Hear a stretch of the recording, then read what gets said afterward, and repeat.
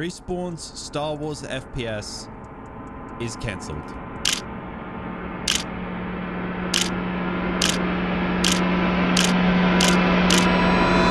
I have a bad feeling about Star Wars gaming. Okay, maybe a little harsh, but hear me out. Star Wars is one of the biggest franchises in the world. From movies to shows to action figures to Lego to cosplay to books, there's not a single art form, toy, or t-shirt that could avoid the forced chokehold that Lucasfilm holds on geek culture till this day. We've got some great movies, some not great ones, some great shows, some not great ones, some great books, some not great ones. But the most interesting part about Star Wars is its video games. Star Wars is the ultimate role-playing fantasy. People don't want to just watch Jedi, they want to play as them too, Force, lightsabers, and all. The first Star Wars game was released in 1982, and in the 30 years following, nearly 100 games were released under the franchise. In the past 12 years, however, under Disney's rule, if we exclude re-releases and mobile games, we have only gotten 10 games.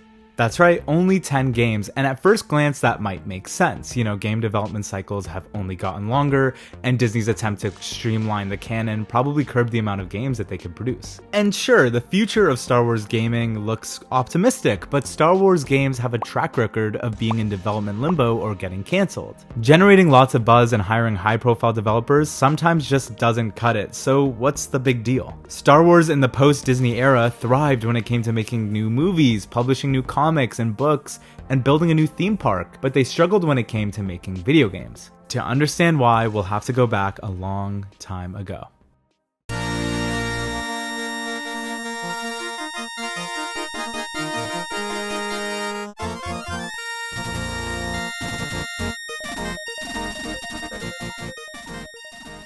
George Lucas founded Lucasfilm Games, a video game development company later renamed to LucasArts, in 1982 with the explicit intention of creating games with new IP.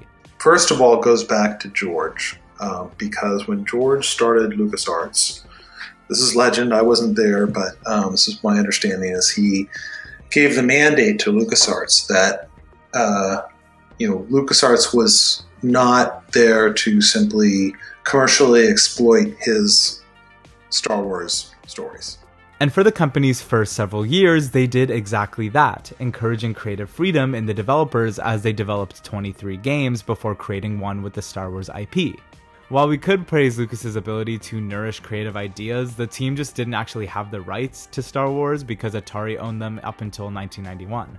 Atari published games like Star Wars, The Empire Strikes Back, Death Star Battle, Jedi Arena, which were, for the most part, commercially successful and critically favored. So, from 1982 to 1991, LucasArts focused on making original games like Ball Blazer, The Secret of Monkey Island, and Maniac Mansion. Ron Gilbert, one of the executives at the time, was grateful for this because if we had been able to make Star Wars games, it's probably all we would have done. Once LucasArts got the rights back from Atari, it was Star Wars games aplenty. Starting with 1991, Star Wars for the NES and Game Boy. Then 1992, Super Star Wars for the SNES. Then 1993's Star Wars X-Wing for Windows. Then 1994's Star Wars TIE Fighter for Windows. Then 1995's Star Wars Dark Forces for PlayStation. Then 1996's Star Wars Shadows of the Empire for the N64. And those aren't the only Star Wars games they released during this time. And let me just stop right here and say that this video is not a list of every Star Wars game ever released. It's not a list of all the games that LucasArts developed. This is just a video exploring the history of Star Wars gaming on a bigger scale. I'm gonna miss your favorite, and I'm sorry about that. Anyways, LucasArts didn't only make Star Wars games. They published Sam and Max Hit the Road, Monkey Island 2, and even made use of the Indiana Jones franchise for some games. However, despite their attempts to stay true to the Lucas mandate, one thing was clear. Ron Gilbert was right. By 2002, LucasArts only had Star Wars projects in development. Upon this realization, the company internally pledged that 50% of the games it develops will be unrelated to Star Wars. This would, hopefully, be a good thing for LucasArts, returning back to their basics. Alas, this was a short-lived pledge as the company continued to prioritize Star Wars property. I mean, it kept the bills running, the games were very profitable. Realizing that they couldn't escape making Star Wars games, the company opted to expand how they approach making these games. Instead of relying so heavily on the iconic characters and stories laid out by the films, they took a bit of a back seat as a publisher and licensor so other developers could start telling new stories. BioWare, famous for Baldur's Gate, was in communication with LucasArts when they were partnering to make a new game for Star Wars. LucasArts gave them two options: make a game for Episode 2, which just came out, or make a game set 4,000 years before The Phantom Menace. BioWare chose the latter, developing Knights of the Old Republic, a single-player RPG which received massive critical and financial success when it dropped in 2003. Time even named it in its top 100 video games of all time, and the game is even getting a remake for the PlayStation 5, but we're going to talk about that later. An important thing to note about this game and its development is that BioWare praised how easy it was working with LucasArts. However, when it came to making a sequel, BioWare passed the license to collaborator Obsidian Entertainment, citing the tight production schedule that LucasArts required. Obsidian accepted the project because, while it was a Star Wars game, it would really strengthen their reputation if they worked on such a big name IP. It was also going to be the first game that the developer made independently, which would be a difficult task for a team consisting of 7 people. With an understaffing issue and an aggressive development schedule, the game seemed doomed to fail. In the face of hopelessness, Obsidian tripled their staff, got out-of-house help, and even received more than ample support from LucasArts. Chris Parker, one of the producers of the game, said that our biggest out-of-house contributor would actually be LucasArts, and they really delivered. Knights of the Old Republic 2 released on December 6, 2004, 16 months after the first KOTOR. Despite all the factors that could have easily ruined the game was released to pretty favorable reviews and was even more successful than its predecessor in its first week. Knights of the Republic wasn't the only big Star Wars game that came out during this time. LucasArts published Pandemic Studios' Battlefront and Petroglyph Games' Empire at War, which were adored games by fans. But the Star Wars community never knew what was going to hit them next. They didn't know that LucasArts was going to give them a golden egg, as they were partnering with a very important developer. Probably the most important game that they made before Disney bought the franchise. That's right, LEGO Star Wars the video game, released in 2005, developed by Traveler's Tales. The game covered the events of episodes 1 to 3 in playful LEGO fashion, where instead of dialogue, minifigures would communicate via shrugs or hand gestures. This is almost a no-brainer considering LEGO and Star Wars have been partnering for several years now with LEGO sets. And just a year later, LEGO Star Wars 2, the original trilogy, was released, improving on the gameplay and camera movement. These games were so successful commercially and critically that just a year later, Traveler's Tales put out LEGO Star Wars The Complete Saga, which offered updated graphics, new levels, and more playable characters. It was the best-selling LEGO game of all time for a decade. This game is just iconic, and maybe that's just my nostalgia speaking, but if you look up the amount of YouTube videos out there talking about this game, you could see how important this game was for the childhoods of many. It's absolutely timeless the way important dialogue from the movies are replaced with minifigures mumbling, like how Vader reveals he's Luke's father by holding a picture of him and Padme. A few years later, Traveler's Tales went on to make a LEGO Clone Wars game based on the events of the Clone Wars series. While it failed to reach the success of the Complete Saga, I mean, how do you capture lightning in a bottle twice? It still captured the hearts of many, especially those who enjoyed the show. And hey, if you're enjoying this video right now, please feel free to subscribe. It would really mean a lot to me, but there's absolutely no pressure. Between the LEGO games and the KOTOR series, LucasArts had taken a step back from developing to focus on publishing. Or were they? LucasArts was actually cooking something big behind the scenes. Since 2004, the developer had been in the planning phase. They debated between making KOTOR 3 or making a game about the last Skywalker. However, Knights of the Republic 3 wasn't unique enough, and creating a story post Return of the Jedi would be tricky. So they discussed making other types of games, like one where you play as a Wookiee rebel, or as Darth Maul, or as a bounty hunter. But they ultimately landed on a story set between the two trilogies focused on Darth Vader's secret apprentice. The idea of unleashing the full power of the Force was a huge draw to both the team and George Lucas himself. George is all about, fundamental gameplay, and so immediately when he saw that was what we were going to do. So they immediately got working on it. When it came to developing the story, LucasArts got help from Lucasfilm, who ensured the story would fit in the Star Wars canon. When it came to developing the game, LucasArts worked with ILM to make cinematics and graphics that made players feel like it were a Star Wars movie. After all, the game was being billed as the next great chapter of the franchise. Star Wars: The Force Unleashed was released in September 2008 and was met with mixed reviews. The game was praised for its story, its voice acting, and its art, but was criticized for its level design, difficulty scaling, and general gameplay. It didn't stop the game from becoming the fastest selling Star Wars game at the time, and from a sequel being released just 2 years later. Funny enough, the reviews were still mixed for The Force Unleashed 2, but inversely. Where critics praised the story of the first, they found the second rather lackluster. Where players critiqued the gameplay and level design of the first, they found the game had improved on some of those technical aspects. While LucasArts was toying away with the Force Unleashed series, BioWare had been developing their first MMORPG of the Star Wars franchise. Building onto the era they've already fleshed out a bit, The Old Republic was released in 2011. The game was apparently one of the most expensive games ever made at the time, nearing an estimate of $200 million in development costs. Guinness World Records recognized the game as the largest entertainment voiceover project ever, as BioWare recorded over 200,000 lines of dialogue from several hundred voice actors. However, the game managed to stay profitable given how it acquired 1 million subscribers within the first 3 days of its release and amassed nearly $1 billion in revenue over its lifetime. One of the best parts of this era was that Star Wars canon was a lawless world. Lucasfilm was pretty open to any new ideas that developers had, so devs were kind of free to do whatever they wanted with these games, giving us some of the best stories and characters in the Star Wars expanded universe.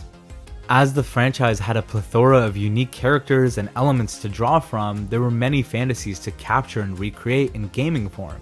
The Jedi fantasy, the pilot fantasy, the scoundrel fantasy, the war fantasy, the bounty hunter fantasy. Developers covered all of that and more. Star Wars gaming was at an all-time high. The Force Unleashed was getting a third game, Connect Star Wars dropped this banger, and there was a Coruscant Bounty Hunter game in development. A promising future lied ahead, and with a rich collection of over 100 games already in their catalog, there was no stopping LucasArts. Until George Lucas sold Lucasfilm for $4 billion.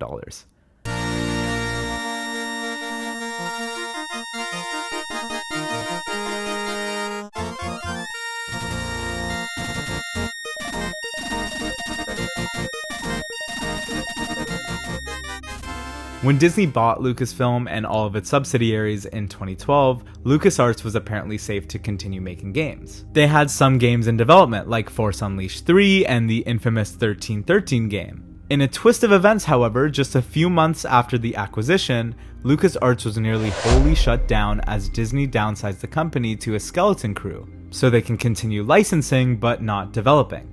The 1313 game, which would have followed Boba Fett in his early adulthood on Coruscant, was laid to rest as the company ultimately laid off 150 people in order to minimize risk while achieving a broader portfolio of quality Star Wars games. This dedication to quality is why Disney signed an exclusivity deal with EA at the time. Disney was committed to completely rebranding Star Wars, abolishing the expanded universe and keeping only the movies and the Clone Wars as part of the sacred timeline. Their intention was to clean up the brand and raise all the content to a new Disney standard, a higher bar of quality than some of the older games could retroactively meet. Representatives from LucasArts discussed the possibility of 1313 being picked up by an external developer, however Disney did not renew the trademark for the name, ultimately killing the game. Disney instead partnered exclusively with EA. Upon the deal strike, 3 developers at EA were put to work: Visceral Games, DICE, and BioWare. BioWare, already trusted with the Star Wars IP for creating KOTOR, would keep supporting the Old Republic. DICE, famous for their multiplayer shooter games like Battlefield, would start working on a Battlefront reboot. Visceral Games, famous for the Dead Space franchise, were tasked with what would be EA's Uncharted-like Star Wars game, Project Ragtag. Project Ragtag would sadly never see the light of day, but Jason Schreier posted an expose detailing the downfall of the game. I'm going to try to just sum up those details, but the link of that article is in the description. It's really fascinating. I highly recommend you read through the whole thing, because I'm just going to sum up kind of the major parts of it. Although the development of the game was blessed with director and writer Amy Hennig, known for her work on the Uncharted trilogy, the game's development was riddled with problems. Hennig interpreted that Star Wars stories worked best with an ensemble team rather than a single protagonist. You look at an Indiana Jones and, he's the protagonist. The other characters are side characters. And they're important, but they're not co-protagonists. In Star Wars, those are ensemble stories, all of them. Her game, which was shaping up to be an ensemble heist story, was delayed as the team got stuck working on Battlefield Hardline, the other major game Visceral had been working on for quite a while now. Once production could actually start, it was continuously stalled by understaffing issues, a faulty engine, and internal and external tensions. Lucasfilm, with its high standard of quality, wanted to approve everything, from concept art to character design, and sometimes those approvals could take months. With Star Wars, you could be talking months, potentially years, said one Visceral staffer. People think, oh, it must be so cool to work on Star Wars. It actually kind of sucks. Amy Hennig, new to the team and used to Naughty Dog's no producer system, was stretched thin as she also wanted to approve everything. Some told anecdotes about waiting weeks or months just to get her approval on something they'd done, only to find out that it didn't meet her standards. EA executives who had higher than ever expectations for the game hoped it would surpass the Uncharted games despite having a fraction of the resources and support. Between EA, Lucasfilm, and Amy Hennig, the game was doomed from the start. EA's Vancouver branch came in to help at one point, which was good because Visceral staff was quitting left and right due to all these problems. But in 2017, when EA got a look at a demo for the game, they decided to cancel the project altogether. And just like that, the project was dead. The kind of support that Obsidian got for KOTOR 2 was completely missing this time around. What could have been a really unique and charming tale about a heist ensemble story was now wiped from the schedule. After all this time, EA made a really good use of their exclusivity deal with Lucasfilm by making 2 Battlefront games. And these games were actually pretty good. They satisfied that war role-playing fantasy and had some fun game modes like Ewok Hunt. As well, the LEGO Star Wars games continued without interruption, given their cultural popularity and successful track record. But there was no good AAA Star Wars game that focused on both its storytelling and its gameplay since Force Unleashed 2. EA wasn't even the right company to make those kind of games anyways. That is, until Jedi Fallen Order dropped in late 2019, nearly 8 years into their exclusivity deal.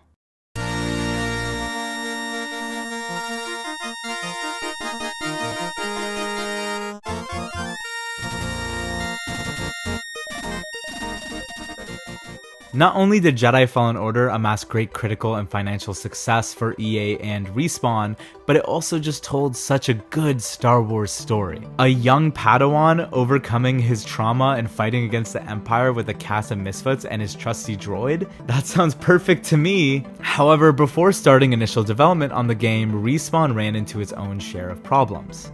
Respawn's idea for a Star Wars game was actually initially turned down by EA.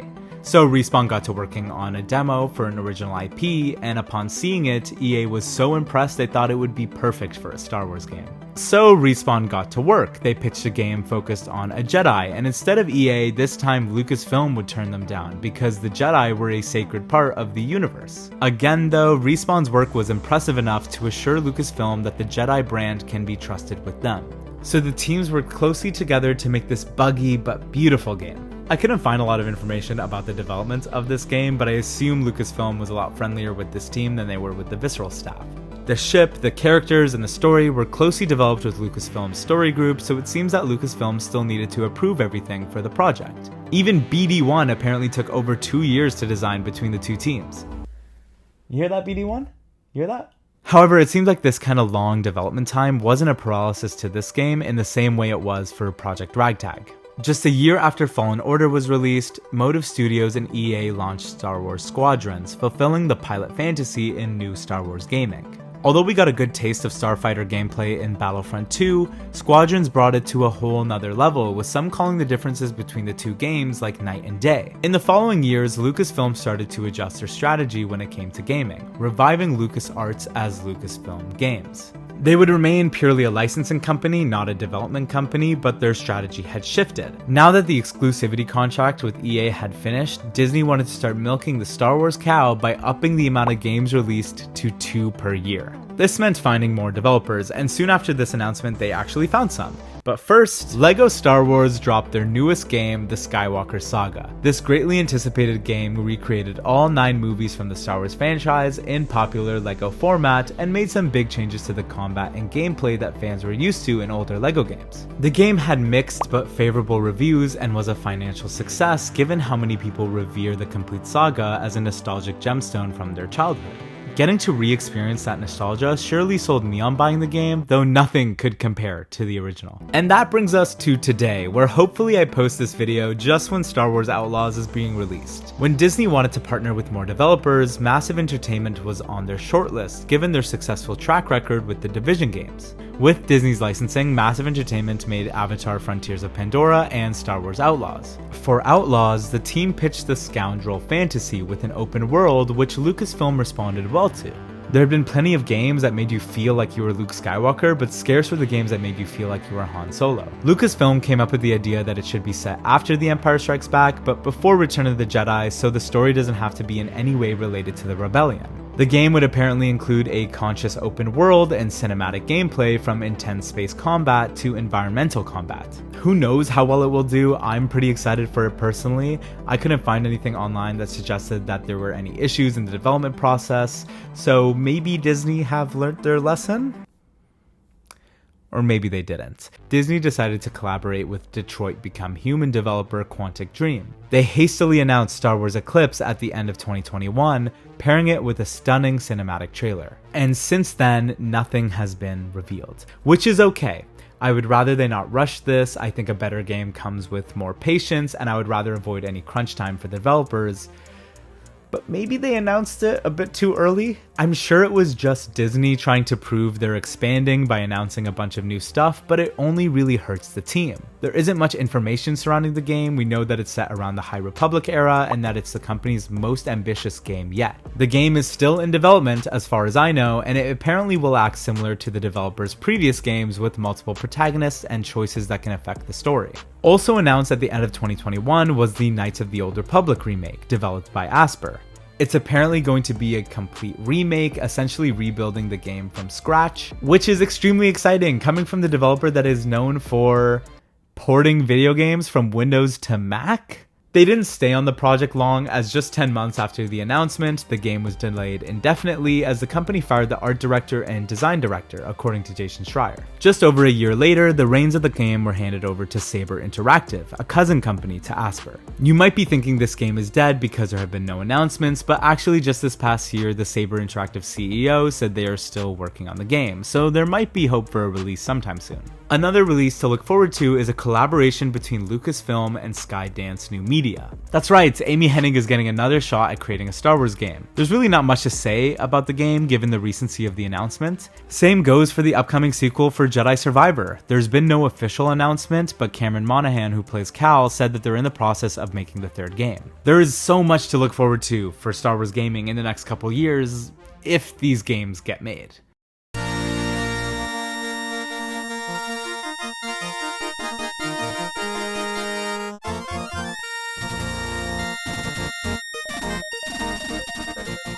Star Wars has seen its ups and downs when it comes to their video game sphere. From mass indulgence in the brand during the 90s and 2000s, to severe underusage of the brand in the 2010s, to now expanding their horizons and increasing their collaborations, Star Wars is finally seeming to get it right.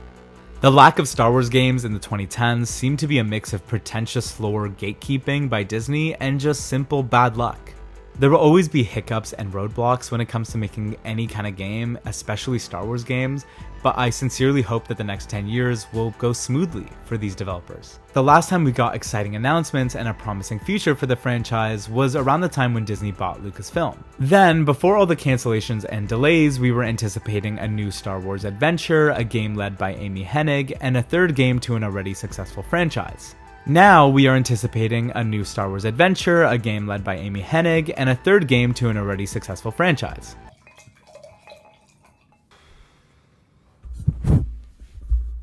Are Lucasfilm and Disney just running in circles? EA even recently canceled an FPS game developed by Respawn, the team behind the Jedi series. This was that bad feeling. Disney has been maniacally obsessed with keeping Star Wars a premier brand. They made an exclusivity deal with EA, knowing they can maintain their high standards of quality control when it comes to the franchise. Now, they might have opened up their options, but does that also mean they're going to be spreading themselves thin? They were already spread thin enough with just one game studio, and now they expect 2 games every year? Perhaps they're lowering their unbelievably high standards, or the promise of profit outweighs their dedication to quality, but I still think they're making a crucial error. AAA games take way too long, and they're too grand in scale for what Star Wars needs right now. Disney is forgetting that not every Star Wars project needs to be related to a Skywalker. Not every project needs to be interwoven into the greater lore. Yes, every project needs a cute droid and a furry companion to sell more toys, but that's besides the point. Star Wars is a vast universe, and it works best when we're shown a new side of it. That's why Andor worked and Kenobi didn't. That's why Rogue One worked and Solo didn't. That's why The Mandalorian worked and the Book of Boba Fett didn't. Star Wars is at its finest when writers decide to explore new areas of the franchise rather than rehashing old characters and stories we already know. Now, applying that theory into practice, Star Wars needs indie games. No, not that indie. Indie developers could shine a whole new light on the franchise, and the possibilities could be endless. I'm no indie developer or a games developer by any means, but join me on this mental exercise as we try to imagine some Star Wars indie games that could exist in this universe. Like a Metroidvania platformer game where you play as a Wookiee navigating the lush forests of Kashyyyk as the Empire begins its occupation. Kashyyyk would make for a great platformer from the depths of its oceans to the heights of its great tree. The enslavement of Kashyyyk is also an interesting area to explore in the lore, as we've only gotten glimpses of it through other media. Another fun game idea could be a roguelike dungeon crawler, where you play as a stormtrooper defecting from the Empire as they traverse the various rooms in the Death Star trying to escape. Imagine going through dungeon rooms like hangar bays, droid maintenance rooms, detention blocks, tractor beam generator rooms, trash compactors, the list could go on. Having a final boss like Vader would also be incredibly cool, and on every run you could play as a different stormtrooper that decided to go rogue. Another game could be a factory simulation where you have to produce droids to meet the demands of customers. It could be something similar to Overcooked, where you have a brief amount of time to create and assemble various droids. Given how many types of droids there are in this universe, the opportunities for the player to be put in complex situations are there. Speaking of droids, why do we have no game where we get to play as one? Like Stray, where we play as a cat, maybe we get to play as an R2 unit who comes back online after being forgotten in the lower levels of Coruscant. As we climb the various levels of the planet, we could collect various upgrades to our build, like rocket boosts or tools. And we can also help those we come across on our path to find home. These ideas just barely scratch the surface too. The games could stylistically look minimalistic like Journey, or pixelated like Celeste. The games could play out as farming simulators like Stardew Valley, or interactive dialogue systems like Disco Elysium. Again, I'm no game developer. I imagine that developers out there could do a much better job than me at developing and designing these games, but that doesn't detract from my point that Star Wars needs indie games. In the past few years, I've started to feel that Star Wars is getting stale. Ever since The Mandalorian went from Monster of the Week to Cameo of the Week, and the utter disappointment that is the Kenobi show, my expectations for the franchise have gotten so low. Andor was good, obviously, but I was still so tired. Watching Star Wars had become bland and boring, but playing it hadn't. Jedi Survivor was a blast in my opinion, and a beautiful way of merging 3 different eras of Star Wars together. But now we might be over-relying on the brand again, and in all the wrong ways. I love AAA games, but they can be repetitive in their nature. Third-person perspective action-adventure games with cinematic cutscenes can only carry the franchise so far. If that were all we were getting, I'd say Star Wars is doomed, but Disney does want a smaller game along with a AAA game every year, so maybe there's still hope. I just hope they make indie games. Star Wars needs indie games, it needs indie developers. And indie developers could maybe benefit from having a Star Wars game under their belts that could really put their name on the map. Or maybe not. The Star Wars fanbase is pretty brutal. Regardless, indie devs are pushing the limitations of gaming. They're innovating and creating waves in the pond. Star Wars has always been about innovation and creativity, so what better hands to leave your franchise in than those who could take it back to its roots? Thank you so much for watching.